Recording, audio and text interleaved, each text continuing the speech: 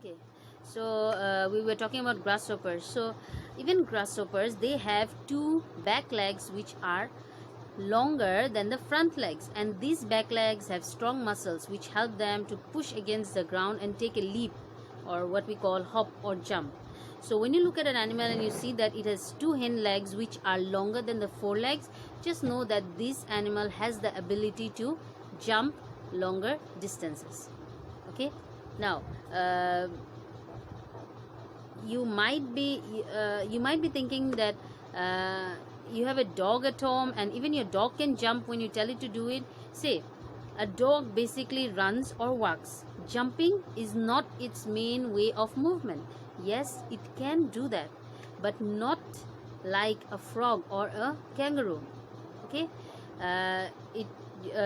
you can just know this, that the body of a kangaroo or a frog was made to do that action. That's why their bodies were designed like that. Okay, so now what about animals? What about animals like ants or cockroach or a caterpillar or a centipede? What about that? They use their legs to walk on the ground. So what will you call that movement? Are you going to put that into run? That is definitely not jumping. When you see an ant moving or a cockroach moving, you cannot call that running, right? And you cannot call that jumping. Now what do you call that action? See, these animals, they are much smaller than us. If you look at our body size and their body size, they are much more smaller. So what happens is that these animals have tiny legs and they use these legs to move around.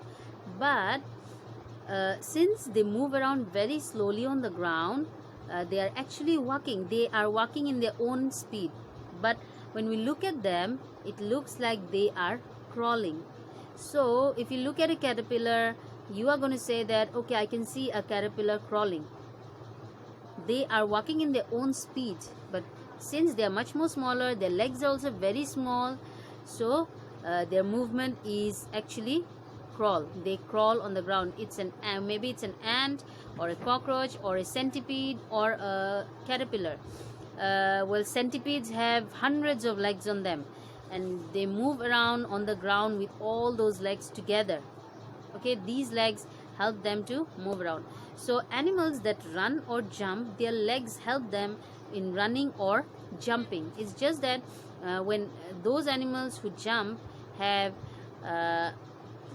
hind legs which are longer than the forelegs, and these hind legs give them the power and strength to push against the ground and jump, okay, or leap. Okay, so that will be all for today. Have a good day. Bye bye.